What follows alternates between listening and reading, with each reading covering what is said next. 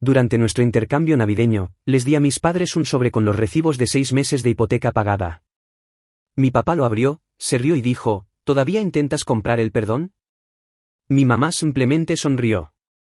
Tomé el sobre, lo guardé en mi bolsillo y dije, mensaje recibido. 10 minutos después, se pusieron como locos cuando se dieron cuenta de que también había cancelado. Ni siquiera se molestaron en fingir.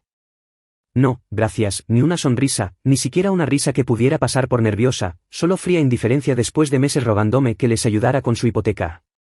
Y luego, cuando finalmente lo hice, en silencio, generosamente, lo trataron como si nada, como si yo fuera el que estaba fuera de lugar. Todos los demás trajeron regalos esa noche.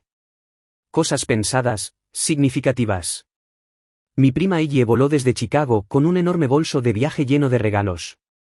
Me dio una bolsa de viaje de cuero que sabía que había estado mirando para el trabajo. Mi tío trajo un juego de ajedrez antiguo de Praga. Mi hermana Lauren voló desde Colorado con un equipaje de mano lleno de regalos solo para mí y mi hijo, un reloj inteligente, una taza personalizada con el logo de mi empresa, una sudadera con capucha de edición limitada que mencionó de pasada durante una videollamada. Incluso la tía de Rachel, que apenas habla con mi lado de la familia, trajo una botella de Sky raro y una tarjeta con una nota escrita a mano. Mis padres, nada. Ni regalos, ni tarjetas. Entraron con las manos vacías como si fuera una comida compartida que habían olvidado. Esto no era nuevo. Siempre inventaban excusas como que daban con el corazón o que la Navidad no se trata de regalos, sino de presentes. Pero es curioso cómo esa filosofía solo se aplicaba a nosotros. Todavía no sé por qué lo hice. Tal vez quería creer que las cosas podían mejorar. Tal vez Rachel tenía razón y simplemente no quería admitir que nunca habían sido buenas personas para empezar. La cosa que debería haberles hecho sonreír o llorar o al menos actuar como humanos, se la di en silencio después del postre. Solo un sobre. Mi padre lo abrió, escaneó los papeles y se lo pasó a mi madre. Ella no dijo una palabra. Él levantó la vista y murmuró, ¿sigues intentando comprar el perdón, eh? Eso fue todo. Rachel no se inmutó. Me había advertido que esto pasaría. El hecho de que necesitaran la ayuda y aún así eligieran escupirla, eso me lo dijo todo. Mi hermana parecía horrorizada. El resto de la sala se quedó en silencio. Tomé el sobre de vuelta, lo metí en el bolsillo de mi abrigo y dije, mensaje recibido. Nos fuimos sin despedirnos. No habían pasado ni 10 minutos cuando empezaron las llamadas. Primero una, luego otra. No respondí. En el camino de vuelta, Rachel no dijo, te lo dije. No tenía que hacerlo.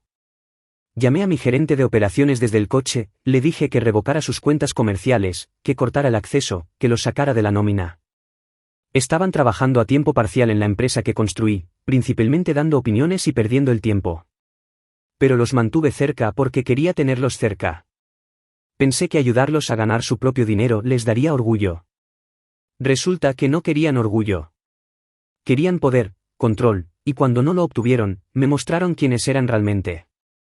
Esto no se trataba solo de una hipoteca. Se trataba de un patrón, una vida entera de tomar y fingir que era amor. Rachel me miró cuando llegamos a casa, y por primera vez en mucho tiempo, no parecía enojada con ellos. Parecía orgullosa de mí. Y esto era solo el principio. A la mañana siguiente, mi teléfono no paraba de vibrar. Mi padre había enviado un mensaje de texto 2 veces, luego llamó. Mi madre siguió con una docena de llamadas perdidas, cada una seguida de un mensaje de voz críptico como si me hubiera olvidado de recogerlos de algún sitio. No respondí. Estaba de pie en la cocina viendo a Rachel preparar el desayuno cuando realmente me golpeó. Me habían rogado que les ayudara hacía solo unas semanas. Afirmaron que se estaban retrasando con la casa. No podían seguir el ritmo. Las cosas estaban difíciles. Y ahora, después de que pagué 6 meses de su hipoteca, se burlaban de mí. Ni gracias. Ni siquiera una sonrisa fingida. No se lo merecían. Nada de eso. Rachel echó un vistazo y dijo, no respondas. Deja que lo sientan. Su voz era tranquila, pero podía notar que esto era personal para ella, y lo era. Se había tragado su orgullo durante años cuando se trataba de mis padres. Pero el día que dejaron a nuestro hijo de 5 años en un parque de la ciudad y se fueron, eso lo cambió todo. Discutí con ella durante días después, diciendo que fue un error, que simplemente estaban distraídos. Ella no les habló durante 3 meses. La obligué a perdonarlos. La obligué a creer, como yo, que lo estaban intentando. Pero nunca se trató de intentarlo. Simplemente no les importaba lo suficiente como para cambiar. Esa tarde, lo hice oficial. Me puse en contacto con el director de recursos humanos de la empresa e hice que revocaran su acceso a todo. Correo electrónico, sistemas internos, nómina. Tenían roles menores, en su mayoría simbólicos, pero les había pagado bien solo para mantenerlos cerca. Pensé que les daba dignidad. Ahora lo veía por lo que realmente era. Otra forma en que se alimentaban de mí mientras fingían que todo era por amor. Al día siguiente, aparecieron en la oficina 2 veces. Yo no estaba allí en ninguna de las 2 ocasiones. Rachel me había convencido de que trabajara desde casa durante la semana y dejara que mi equipo de operaciones se encargara de ello. El personal fue educado pero firme. Ya no eran empleados. No tenían acceso. Más tarde esa noche, me llamó mi tía. Ella había estado en la cena de Navidad. Dijo que nunca había visto nada igual. Como simplemente descartaron mi regalo. Como todos los demás en la sala parecían incómodos pero no dijeron nada. Me dijo que se había estado mordiendo la lengua durante años y que lo que hice era más que necesario. Mi primo Dan me envió un mensaje también: te han tratado como basura durante años. Todos lo vimos. Se necesitó coraje para finalmente cerrarlos. Lo que no esperaba era la gran ola de apoyo del resto de la familia. Mi hermana Lauren, que normalmente intentaba mantener la paz, me envió un mensaje largo. Dijo que le habían hecho lo mismo a ella cuando necesitó ayuda después de su divorcio. Prometieron apoyo y luego la ignoraron. Admitió que nunca lo había mencionado antes porque yo parecía tan comprometido a protegerlos. Aparentemente, todo el mundo tenía una historia. Se estaba formando un patrón. Mis padres no solo tomaban, sino que agotaban a la gente. Pero la parte que realmente me molestó llegó una semana después. Empezaron a publicar fotos en línea. Mi padre descansando en una silla de piscina en Miami. Mi madre posando con cócteles, luego una selfie de ellos abordando un crucero por el Caribe, equipaje a juego, gafas de sol a juego. Almohadilla escapada bien merecida. Rachel me mostró las fotos sin decir una palabra. Ambos nos quedamos mirando la pantalla. 2 personas que afirmaban que no podían permitirse mantener su casa, de repente, vacacionando como jubilados que habían ganado la lotería. Nosotros estábamos pagando el alquiler de Manhattan, trabajando 60 horas a la semana y luchando por construir un futuro. Y tuvieron la audacia de burlarse de un regalo de hipoteca mientras bebían daiquiris en un crucero. Rachel susurró: han tenido dinero todo este tiempo, ¿verdad? No respondí, pero recordé los regalos que le trajeron a nuestro hijo a lo largo de los años. Juguetes de la tienda de dólar, caramelos de marca blanca, chanclas de la talla equivocada. Siempre con la misma excusa: estamos apretados ahora mismo. Les creí cada vez. Empezaba a sentirme como un tonto. Y tenía la creciente sospecha de que la mentira era incluso mayor de lo que pensaba. La semana después de que las fotos de su crucero circularan en línea, todavía estaba tratando de procesar lo absurdo de ello. Habían estado descansando en sillas de cubierta sosteniendo cócteles caros mientras Rachel y yo estábamos buscando en hojas de cálculo tratando de recortar gastos en el negocio. Ya ni siquiera estaba enfadado. Estaba atónito. Y entonces sonó el teléfono. Era Lauren. Ella no llama en horario laboral a menos que algo ande mal. Su voz era tranquila, como si no quisiera que nadie más la oyera. Creo que han estado mintiendo sobre todo, dijo. No solo sobre la hipoteca, sobre todo. Me recosté en mi silla. ¿Qué encontraste? Me dijo que había pasado por la casa de mamá y papá el día después de Navidad para recoger algunas de sus cosas viejas. Estaba en el ático cuando se dio cuenta de que algunas de las cajas que había etiquetado no estaban allí. Supuso que tal vez las habían movido al armario de abajo. Cuando comprobó, allí estaban, pero metidas detrás de un montón de chatarra y algunos juegos de mesa apilados. Fue entonces cuando se dio cuenta de algo más. Una pesada caja de seguridad negra con un dial de combinación. A prueba de incendios, segura, vieja pero sólida, metida detrás de los juegos, medio escondida. No la abrió. No estaba segura de si debía hacerlo, pero tomó una foto del interior del armario. Eso fue lo que me golpeó. Había al menos 9 sobres bancarios diferentes agrupados ordenadamente junto a ella, todos de diferentes instituciones. Se mire conocí Chase, Citibank of America, pero otros eran bancos regionales más pequeños, cooperativas de crédito, y una carpeta allí mismo etiquetada como cuentas. Cuando me envió la foto, se me revolvió el estómago. Estas no eran cuentas de ahorro conjuntas. No eran para facturas o jubilación. Estas estaban separadas, guardadas en un armario donde nadie miraría. Rachel se quedó mirando la imagen y murmuró, «Han tenido dinero todo este tiempo». Empezamos a hacer los cálculos. Entre el dinero que ganaban a tiempo parcial en mi empresa, la casa que pagaron a principios de la década de 2000 y la supuesta ayuda que necesitaban para gastos básicos, nada de eso cuadraba. No deberían haber estado luchando. Pero no lo estaban. Se estaban escondiendo. Y lo peor de todo, todos esos cumpleaños y festivos en los que le daban a nuestro hijo caramelos baratos, calcetines y juguetes de plástico de contenedores de descuento, diciéndonos que no podían permitirse más. Habían observado nuestras caras, nuestra vergüenza frente a los familiares que traían regalos generosos, y lo permitieron. Cada vez no eran pobres, solo eran egoístas. Entonces llegó el giro. Una semana después, Lauren llamó de nuevo. Esta vez, sonaba impactada, se mudan a Europa. ¿Qué? Me acaban de llamar. ¿Van en serio? Dicen que han estado pensando en ello durante años, y el crucero les hizo darse cuenta de que necesitan un nuevo comienzo. Pensé que era una broma. Una actuación dramática para culparnos o hacernos cuestionar nosotros mismos. Pero entonces llegó una carta a nuestro apartamento. Un sobre grueso con mi nombre escrito a mano por mi padre. Dentro había una llave de la casa y una nota escrita a mano de 4 páginas. El tono era diferente a todo lo que había leído de ellos. Sin ira, sin sarcasmo, solo honestidad llana. Escribieron que me dejaban la casa, que habían decidido pasar el resto de sus vidas viajando, que iban a vivir simplemente, explorar e intentar convertirse en mejores personas.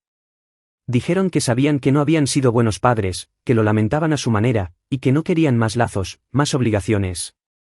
Me dijeron que le diera la llave a un cerrajero, que cambiara las cerraduras si quería, y que me mudara cuando estuviera listo. Dijeron que la casa era mía ahora y que habían hecho arreglos para que se llevaran todo lo suyo en el plazo de una semana. Rachel leyó la carta 2 veces. Cuando terminó, la dejó y dijo, creo que realmente se van. Creo que realmente se han ido. Me quedé sentado mirando la llave. Esa casa siempre se había sentido como una trampa, como un símbolo de todo lo que no quería admitir sobre ellos. Ahora, se sentía como un cabo suelto. O tal vez, por una vez, uno limpio. Pero algo todavía no encajaba bien conmigo. Gente como mis padres no solo desaparece, no sin un plan de respaldo. Esperamos un mes antes de hacer ningún movimiento. Rachel fue cautelosa. Dijo que deberíamos hacer una revisión de la casa por si acaso. No quería admitirlo, pero estuve de acuerdo. Algo en todo esto parecía demasiado fácil. Me entregaron una casa como si fuera una tarjeta de disculpa. 4 páginas de palabras escritas a mano tratando de compensar décadas de daño. Esos no eran ellos. Mis padres no regalaban cosas. Tomaban. Así que llamé a nuestro abogado, Alan. Había manejado algunos contratos para el negocio. Le dije que quería una búsqueda completa del título de la propiedad. Se suponía que era sencillo. Mis padres eran dueños de la casa directamente.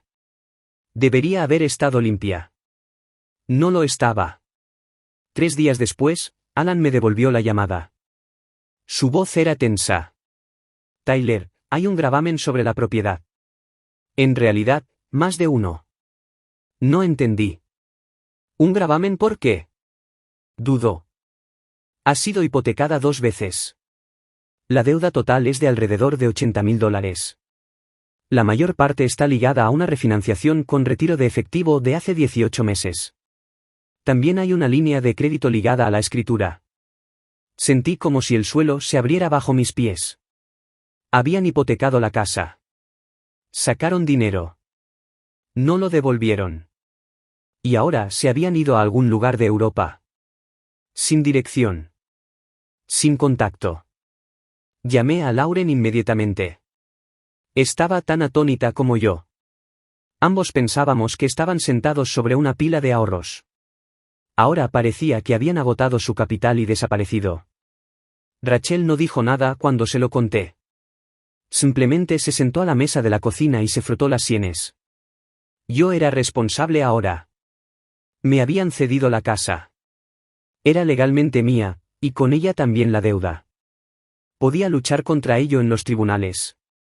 Tal vez intentar probar el fraude, pero eso llevaría tiempo y dinero. Y mientras yo averiguaba eso, los intereses subían. Conduje hasta la casa al día siguiente. No había vuelto desde que se fueron. Ya estaba despojada. Muebles fuera. Cuadros fuera de las paredes. Habitaciones vacías con suelos que hacían eco. Caminé por la cocina, revisé los cajones, vacíos. El frigorífico desenchufado. Se sentía abandonada, hueca. Pero entonces, en el armario del dormitorio principal, lo encontré. La caja de seguridad que Lauren había visto. Todavía allí, todavía pesada.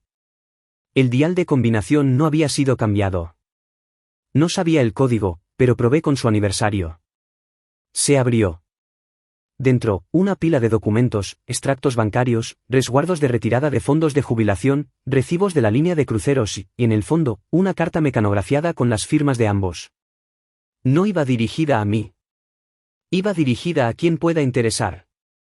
En ella se exponía que la casa me había sido transferida voluntariamente, que el destinatario entendía las deudas pendientes y que no tenían intención de regresar.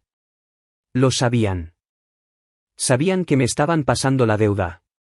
Esto no era un gesto generoso ni un acto final de redención. Era una entrega, un acto de desaparición, una salida limpia para ellos con un lío dejado atrás para que yo lo limpiara.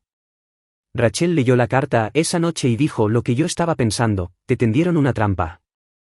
Y ahora debía $80,000 por una casa que nunca quise. Papá tiene una forma de sentarse sobre tu pecho como un peso que no puedes levantar. Y esas primeras semanas después de abrir la caja de seguridad fueron exactamente eso. Rachel intentó mantener la casa tranquila, normal para nuestro hijo, pero incluso él podía sentir que algo había cambiado. Yo estaba más callado, más distraído. Apenas dormía. $80,000 del lío de otra persona. Caminé por la casa de nuevo solo unos días después. Quería odiarla, pero no lo hacía. Todavía olía ligeramente a mi infancia, a libros viejos y a limpiador de limón. Me quedé de pie en el pasillo donde solía correr con mi hermana con coches Matchbox. Miré la barandilla de la escalera que mi padre amenazó con arreglar durante 20 años. Este lugar podría haber sido un hogar. En cambio, se convirtió en un vertedero para sus mentiras. Entonces, la voz de Rachel interrumpió mi espiral. Tenía un plan. Sugirió que habláramos con mi tía, la que había visto todo lo que pasó en Navidad y realmente se puso de nuestro lado. Rachel estaba convencida de que conocía a alguien, y así fue, un abogado llamado Marco, que se especializaba en el control de daños inmobiliarios. Marco no perdió el tiempo con cortesías. Hojeó los papeles que le di, escaneó las firmas y asintió como si hubiera visto esta obra antes. Sus padres hipotecaron la casa con el pretexto de hacer reparaciones. ¿Dice que no hicieron ninguna? Ni una, le dije. El techo tiene goteras. Los suelos no se han tocado desde 2001. Todo es original. Bien, dijo. Eso juega a nuestro favor. Él y Alan, el abogado de mi empresa, empezaron a investigar. Intenté no hacerme ilusiones, pero parte de mí necesitaba que algo cambiara. Por una vez, quería una victoria, una de verdad. Mientras tanto, volví al trabajo. Redoblé los esfuerzos en la empresa. Rachel y yo recortamos gastos, sacamos a nuestro hijo de sus costosas actividades extracurriculares. Temporalmente, le dijimos, y se lo tomó mejor de lo que esperaba. Creo que simplemente estaba feliz de vernos a los dos más a menudo. Aún así, no fue fácil. Estaba enfadado con ellos, conmigo mismo, por haber sido engañado, por haber caído en la trampa de la llave de la casa y la carta sentimental, por creer incluso después de todo que tal vez habían cambiado. Y entonces llegó el correo electrónico. Marco lo envió un jueves por la mañana. El asunto decía, actualización. Buenas noticias. En serio, el banco había revisado el caso y había encontrado pruebas de que mis padres habían solicitado la hipoteca utilizando afirmaciones exageradas de problemas estructurales. Sin contratistas, sin permisos, solo mentiras y una cotización falsificada. Combina eso con el hecho de que la casa me había sido transferida sin plena divulgación, y de repente estaban en terreno inestable. Ofrecieron un acuerdo. Perdonarían $50.000 de la deuda total si pagaba los $30.000 restantes en un plazo de 90 días y aceptaba no presentar reclamaciones por fraude. Me quedé mirando la pantalla durante 5 minutos antes de llamar a Rachel. Ella no dijo nada al principio. Luego susurró, «Podemos hacer esto». Y apenas podíamos. Si vendíamos el apartamento, rompíamos nuestro contrato de arrendamiento anticipadamente y sufríamos un golpe temporal, saldríamos de esto siendo dueños de una casa directamente en un barrio decente sin hipoteca. Más tarde esa noche, sentados en el sofá, me miró y dijo algo que nunca esperé oír, «Tus padres tal vez hayan hecho algo bueno al final». Me reí, no porque estuviera de acuerdo, sino porque era demasiado absurdo para no hacerlo. No tenían la intención de darnos nada. Solo querían salir. Pero al fastidiarnos, accidentalmente nos dieron libertad. Libertad real, limpia, total. Seguimos adelante. Le dijimos a nuestro casero que nos íbamos. Pusimos todo en marcha. Había reparaciones que hacer, pintura que quitar, 1000 recordatorios feos de quién solía vivir en esa casa. Pero ahora nos pertenecía a nosotros. Y supe por primera vez en mi vida que mis padres no podían tocarnos más. La primera vez que entré en la casa como su legítimo propietario, no como un hijo, no como un invitado, sino como un hombre que se lo había ganado con dolor y perseverancia. Estaba tranquila. El tipo de tranquilidad que no se siente pacífica de inmediato. Más bien como esperar. Esperar ecos. Esperar fantasmas. No había ninguno. Solo polvo, suelos de madera dura desgastados y el ligero olor a limpiador con aroma a limón que mi madre usaba religiosamente. Rachel y yo nos quedamos de pie en el centro de la sala de estar, mirando las paredes como si esperáramos que algo hablara, pero nada lo hizo porque se habían ido. Superamos la tormenta. Pagamos los $30.000, vendimos lo que tuvimos que vender, cambiamos todo lo demás. Marco negoció duro, y en el momento en que recibimos el documento de autorización del banco, Rachel abrió una botella de champán barato que habíamos guardado en el frigorífico durante años. Brindamos sobre un colchón en el suelo porque aún no habíamos movido los muebles. Nuestro hijo estaba dormido en la habitación contigua en un saco de dormir con su león de peluche metido debajo del brazo. Recuerdo haber pensado, esta es la mayor paz que hemos tenido. La casa estaba tosca en los bordes. Necesitaba pintura, trabajos eléctricos. Algunos tablones del suelo gemían al caminar, pero por primera vez, el lugar no era sofocante. Era nuestro. Fregamos las paredes, volvimos a pintar cada habitación. Rachel plantó hierbas en la ventana de la cocina. Nuestro hijo pegó dibujos en la nevera. Cada cambio borraba un poco más de ellos. Entonces, una mañana, llegó. Un sobre delgado. Sin remitente. Sello postal europeo. Dentro había una sola página doblada una vez, escrita a mano por mi padre. Su letra no había cambiado. Todavía apretada, agresiva, inclinada como si siempre estuviera tratando de decir la última palabra antes de que alguien le interrumpiera. Sin disculpas, sin explicaciones, solo esto, si algo nos sucede mientras estamos en el extranjero, por favor ayuden con la gestión del patrimonio. Lauren puede necesitar ayuda. Espero que la casa esté funcionando bien. Papá. Sin saludo, sin calidez, sin reconocimiento real de lo que habían hecho. Me senté a la mesa mirando la nota. Luego me levanté, caminé a mi oficina y llamé a Alan. Quiero que me eliminen de todo, dije. Lo quiero legalmente por escrito. Sin lazos, sin cargo ejecutivo, sin responsabilidades financieras, sin reclamaciones a la herencia. Quiero ser excluido, invisible. Tomó algo de trabajo, pero lo archivamos todo. Una desvinculación formal. Si algo le sucedía en el extranjero, alguien más podría encargarse de ello. Ya no era su hijo en un sentido legal. No cuando se trataba de obligaciones o patrimonios o deudas impagas. Había terminado. Rachel no preguntó qué había en el sobre. No necesitaba hacerlo. Esa es una de las cosas que amo de ella. Simplemente entró en la habitación más tarde esa noche, se sentó frente a mí y dijo, somos realmente libres ahora, ¿verdad? Y lo éramos. Pasó un mes. Luego, también, la casa tomó forma. Nuestro hijo eligió estrellas que brillaban en la oscuridad para su techo. Rachel pintó los marcos de las puertas de blanco. Finalmente tuve mi propia oficina con una cerradura en la puerta y una vista tranquila del patio trasero. Recibimos a Lauren durante un fin de semana y lloró cuando entró por la puerta principal. No porque los echara de menos, sino porque no lo hacía. La casa ya no se sentía encantada. Se sentía como un comienzo. Una noche, sentados en los escalones traseros después de la cena, Rachel se giró hacia mí y dijo algo que no esperaba, no ganaron. Asentí. No solo porque tenía razón, sino porque finalmente lo creía. Intentaron manipularnos hasta el final. Intentaron dejar su carga a nuestros pies y marcharse. Pero habíamos sobrevivido. Reconstruido, tallado algo real de su lío. Y ahora se habían ido. Sin llamadas, sin actualizaciones, sin disculpas, solo silencio. Y por primera vez en mi vida, no dolió. Se sintió como respirar. Habían pasado 11 meses desde que nos habíamos mudado a la casa. La primavera se estaba asentando. El árbol del patio trasero estaba floreciendo, el que nunca parecía florecer cuando mis padres vivían aquí.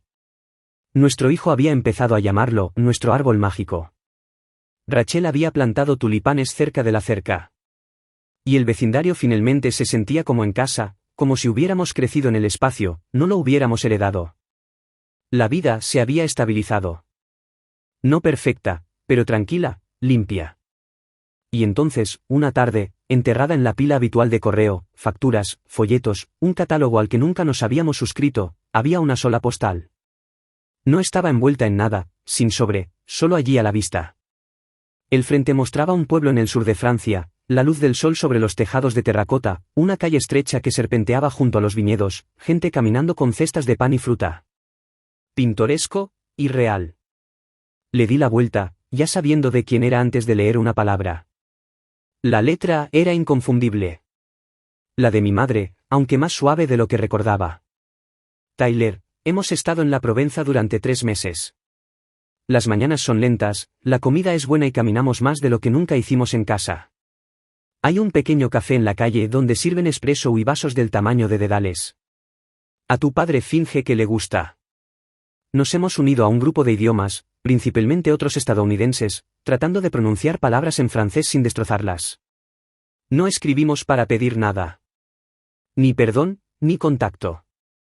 Solo para hacerte saber que estamos vivos. Hemos estado hablando mucho sobre nuestras vidas, sobre cómo manejamos las cosas. Hay más silencio entre nosotros ahora, pero es el tipo correcto. Esto no es un nuevo comienzo. Es solo algo diferente. No volveremos a escribir a menos que quieras que lo hagamos. Mamá. No había dirección de remitente, solo un sello postal de un pequeño pueblo del que nunca había oído hablar. Sostuve la tarjeta por un momento, apoyado en la encimera, sin estar seguro de lo que sentía. Ni ira, ni tristeza tampoco, solo curiosidad, una extraña clase de calma. Rachel entró desde el garaje sosteniendo una regadera. ¿Qué es eso? Una postal, dije. ¿De ellos? Hizo una pausa. ¿Están bien? Aparentemente, están en Francia. Vida de jubilados. Clases de idiomas. Pequeñas tazas de café. Me dio una mirada larga, no tensa, solo observando. ¿Algo más? Se la entregué.